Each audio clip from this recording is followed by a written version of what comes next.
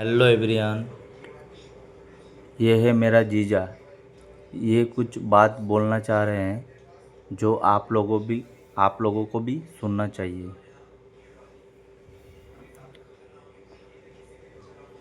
নমস্কার সবাইকে।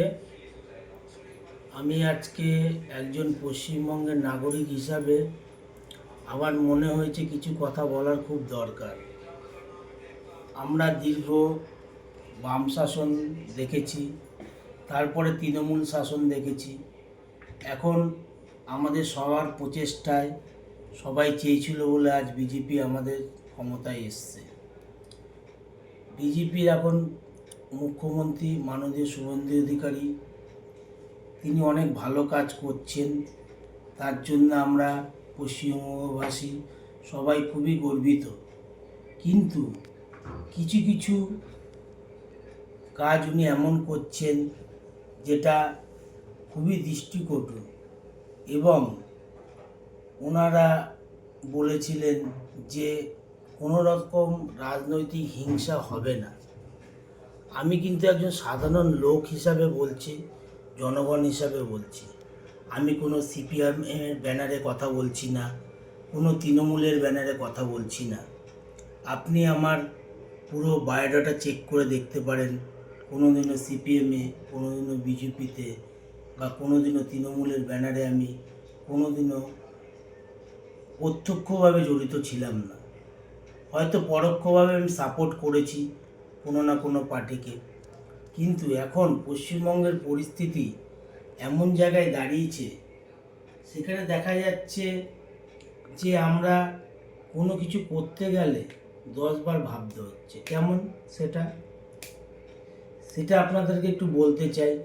আজকে সরকার বলছে ভাতা, তো ভাতা আমাদের তো কারো দরকার নেই। স্যার, আমার 40 বছর হয়ে গেছে, আমি শুভেন্দুবাবুকে বলতে চাই আজ পর্যন্ত তো কোনো ভাতা পাইনি। আমরা নিজেরা খেটে যা রোজগার করেছি তাতেই আমরা সব কিছু করেছি। তো আমাদের যে নেক্সট জেনারেশন, আমার ছেলে মেয়ে বা আপনাদের ছেলে মেয়ে, তারা কি করে ভালো থাকবে, তারা কিভাবে চাকরি পাবে, তার ব্যবস্থা করুন। কেউ আপনার কাছে ভাতা চায়নি। সিপিএম ভাতা দিয়ে লোককে সন্তুষ্ট রেখেছিল, তৃণমূল ভাতা দিয়ে লোককে সন্তুষ্ট করার চেষ্টা করেছিল, শেষ দিন অবধি চেষ্টা করেছিল। আজকে আপনিও সেই পথে হাঁটছেন।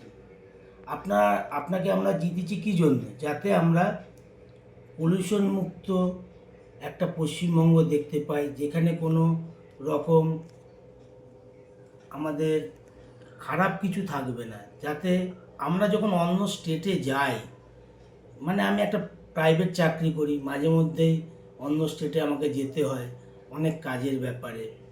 সেখানে গিয়ে আমাদের শুনতে হয় পশ্চিমবঙ্গের ব্যাপারে যে এই হয়, ওই হয়, সেই হয়। এটা নিয়ে হাসি ঠাট্টার ভেতরে আমাকে পড়তে হয়। তাই আমরা চাই যাতে আমরা বাইরের স্টেটে গিয়ে মাথা উঁচু করে দাঁড়াতে পারি, আমরা যাতে গর্ব করে বলতে পারি আমরা পশ্চিমবঙ্গের নাগরিক। সেটা বলতে আমাদের লজ্জা লাগে। কেন? এতদিনে সরকার যা করেছে। আপনি নতুন এসছেন, আপনার কাছে আমার একটাই আবেদন, আপনি পারলে এই ভাতা বন্ধ করে আপনি মানুষের কর্মসংস্থানের ব্যবস্থা করুন। আমাদের যে নতুন জেনারেশন, সেই জেনারেশনকে আপনি আরও কিভাবে ভালো করা যায়। সরকারি স্কুলগুলো আমার পাশে ভিআইপি নগর সরকারি ভিআইপি নগর হচ্ছে হাই স্কুল আছে। সেখানে আমি প্রতিদিন যখন সকাল 8টার সময় যাই, তখন দেখি যে ছেলেমেয়েরা বাইরে খেলছে। মিড ডে মিলের জন্য মাস্টাররা ব্যস্ত, কী করে মিড ডে মিল খাওয়াবে। মিড ডে মিলটা সবাই স্যার খেতে পায়, মিড ডে মিলটা অবশ্যই দরকার আছে, কিন্তু তার সঙ্গে এডুকেশনের ফার্স্ট প্রায়োরিটির দরকার। আপনি ভালো মাস্টার নেওয়ার ব্যবস্থা করুন। অধিকাংশ স্কুলে মাস্টার নেই। আজকে আমার ছেলেকে প্রাইভেট স্কুলে পড়াতে হচ্ছে। কেন আমি প্রাইভেট স্কুলে পড়াবো? অন্যান্য স্টেটে দেখুন আপনি, প্রতিটা স্কুলে ওয়েল এডুকেশান থাকে সরকারি স্কুলগুলোতে, কিন্তু পশ্চিমবঙ্গে সেরকম কোনো ব্যবস্থা নেই। আপনি কিন্তু সেই দিকে কিছু করছেন না। আপনি কি করছেন? ভাতার ব্যবস্থা করছেন, অন্নপূর্ণা ভাতা। সেই অন্নপূর্ণা ভাতাতে কি হবে? মহিলারা উপকৃত হবে। কি উপকৃত হবে? 3000 টাকা।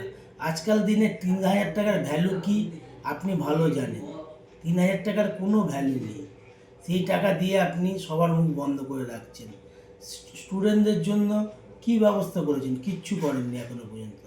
আপনারা শুধু সার্ভে করছেন। পারলে এগুলো করুন।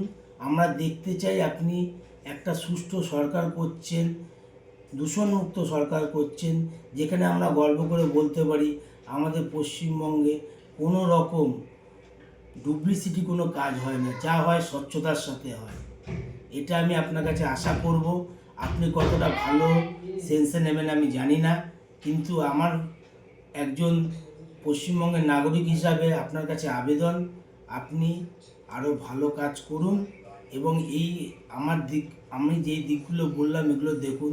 শিক্ষা, স্বাস্থ্য, এই দিকটা আপনি যদি দেখেন তাহলে আমাদের পশ্চিমবঙ্গের কর্মস্থান। লোক এবং খুবই উপকৃত হয়। তার সঙ্গে তো অবশ্যই কর্মসংস্থান দরকার, কেননা কর্মসংস্থানে আমাদের পশ্চিমবঙ্গ অনেক পিছিয়ে। এখনও আমরা বাইরের স্টেটে কাজ করে খাই। তার জন্য আপনার কাছে আবেদন, আপনি চেষ্টা করুন পশ্চিমবঙ্গের জন্য কিছু করার। আপনি রাজনৈতিক প্রতিহিংসা এগুলো এড়ানোর চেষ্টা করুন, কেন এখন রাজনৈতিক প্রতিহিংসাটাই বেশি হচ্ছে।